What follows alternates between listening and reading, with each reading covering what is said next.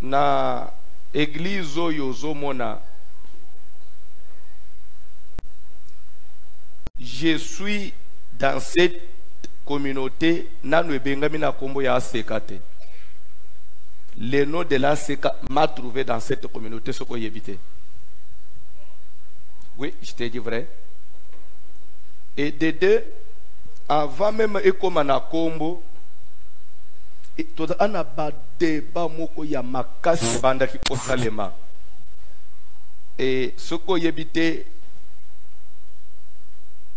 kobenga mutu représentant légal, nous on ne croyait, on ne voulait pas ça. Non, non, non, le représentant légal. Notre représentant légal, c'est le Saint-Esprit. D'abord, papa Marcel Onazolo. Amen. Notre représentant légal, c'est le Saint-Esprit.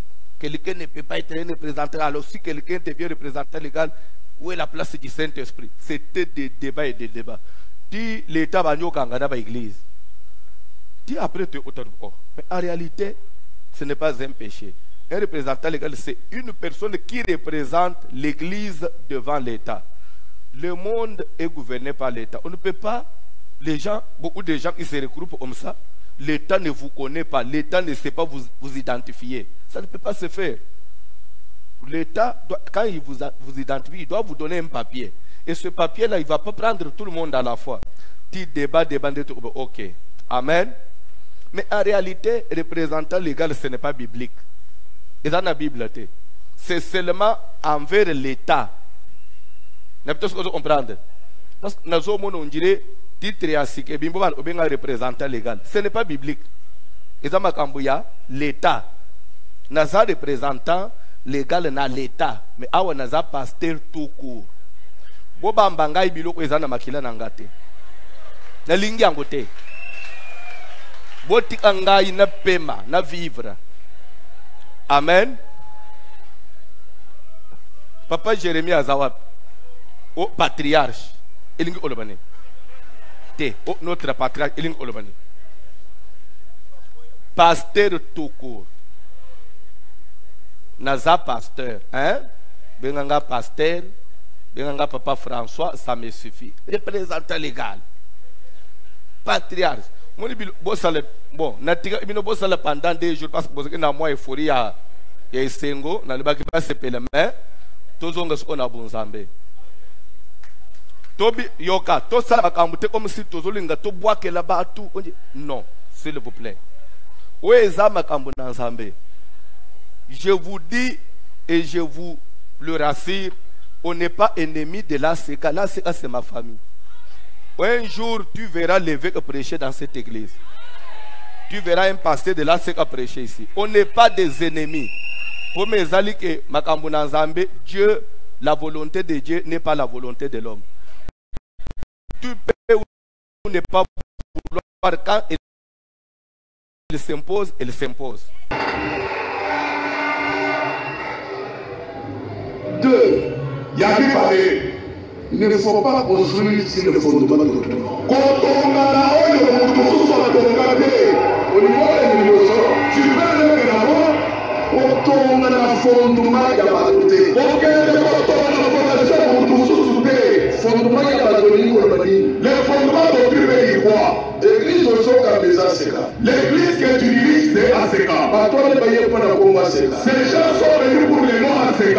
Nous sommes dans le combat ACK. Tout ce que tu as, c'est dans le nom de ACK. Lobby. Demain, nous sommes liés de Batouana. Tu viens maintenant de ces gens-là pour qu'on humain de Dieu. Oh, nous sommes devenus maintenant la main de Dieu. Non. Non, pour aider. Toute personne où il y a une attente dans les amènes à Bruxelles qui a dans les temps de Dieu dans la justice. Bible est sur le bon. La Bible dit ceci. Tu vas tout abandonner. Tu sors avec ta femme, avec tes enfants. Tu vas faire ce qui est à toi. Commence aussi à zéro. Monte aussi à haut. Mais les autres de la Mounipas n'a pas moyen. Mais n'a pas de milliard. Mais quand tu dis dans souffrir, avec les autres, avec les autres,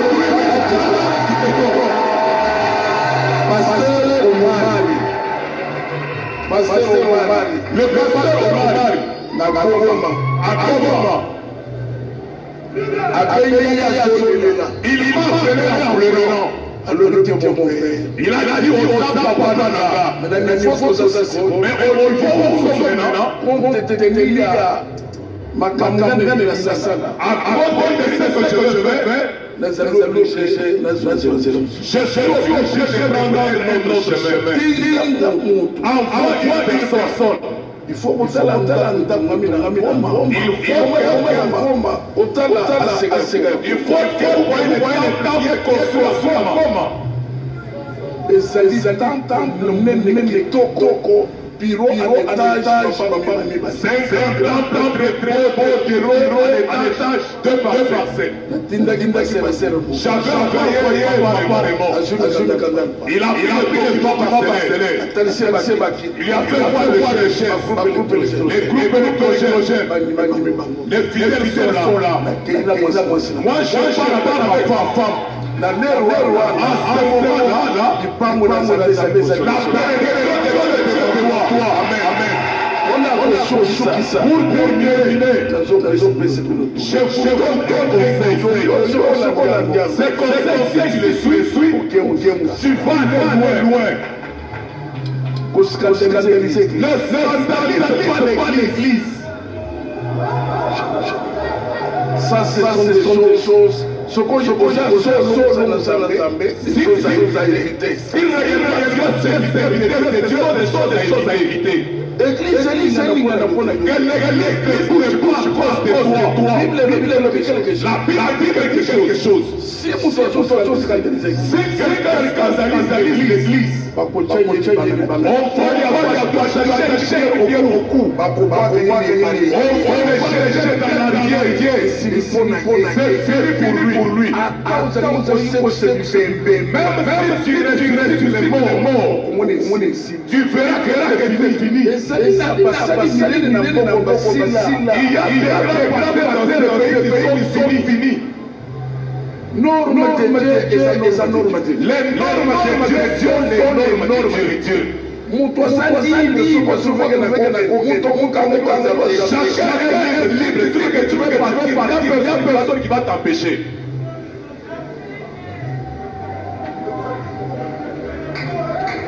Scandaliser l'église. Ne scandalise pas l'église. Pour terminer, l'église que vous voyez ici, je le dis tout. En présence des enfants de Dieu que vous dirigez, personne, quelqu'un s'est levé. Il s'est séparé avec nous dans les mannes. Et il va de l'avant. Je ne l'ai jamais vu. Je ne l'ai jamais vu. Pourquoi? Je suis avec vous. Je ne vous haïs pas. Pas les uns contre les autres. Je n'envie personne parce qu'il a acheté une parcelle. Pourquoi il a acheté un véhicule? Je souhaite le bonheur de tout un chacun.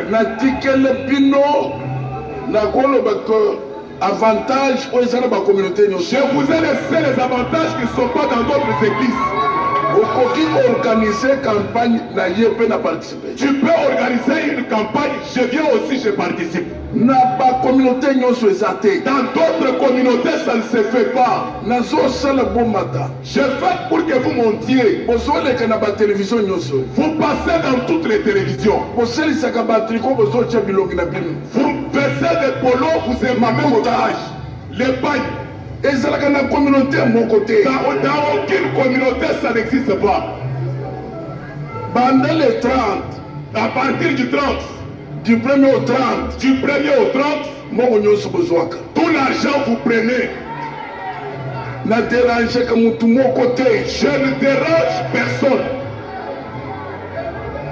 C'est maintenant. Si on a cadre de la communauté, dans le cadre de la communauté, tu n'as vu que représentant légal, na sanza. Nous avons dit que le représentant légal est même un jour dans le mois. Un jour seulement. Et c'est là que la communauté. Ça existe dans quelle communauté? Et l'eau bénédiction du Père. Ça, c'est ce qu'on appelle la Belibamboli Atata. Na 30 jours. Dans 30 jours. Papa n'a qu'un seul jour. Acheter des bâtiments. Acheter des véhicules. L'évêque n'est pas là. Maintenant, si tu me fais du mal, Dieu va t'épargner en quoi?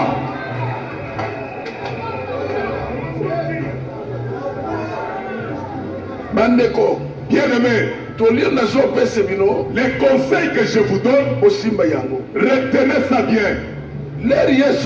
Quand Jésus est venu, c'est l'église. Il a fondé l'église. La passe par la douleur.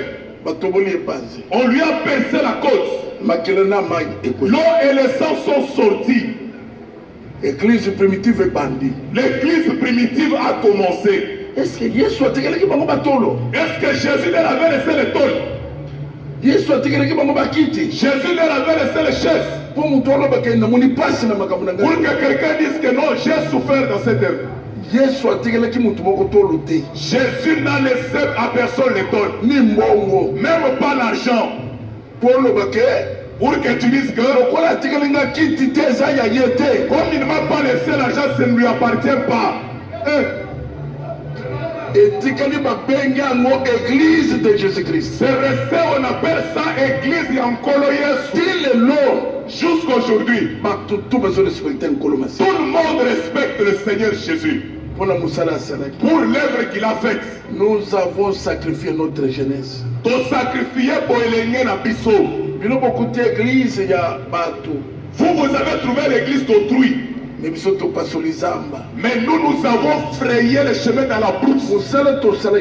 L'œuvre que nous avons faite là. Amen mon Père. Amen. Acclame le Seigneur. Amen. Bien-aimé dans le Seigneur, église, vous l'église, moi non yo fiston, cet enfant fiston, c'est l'enfant que toutes les mamans, tous les papas doivent bénir. Est-ce que le lot, papa ne papa qui sont faillants. Est-ce que les enfants peuvent voir seulement les enfants, ils voient leur maman venir? Non, par d'aujourd'hui, votre papa, c'est encore votre papa, c'est pas qui sort. Je pense qu'ils vont frapper leur maman. Qu'est-ce que tu veux faire ici? Les enfants de ACK, le bien commun de Dieu, et vous acceptez. Demain, tu deviens les enfants de main de Dieu, et vous acceptez vos autres. Mon fiston a su courage. Cet enfant fiston a pris le courage de dire que moi je suis l'enfant de ACK. Si tu es enfant de ACK, rejoindre ACK. Rejoins ACK. Amen. Amen. Depuis là, je n'ai pas dit un mot. Je n'ai pas dit un mot. Et je ne dirai rien. Ça, je donne à mes pasteurs les conseils. Et je demande à tout enfant de ACK qu'il rejoigne ACK.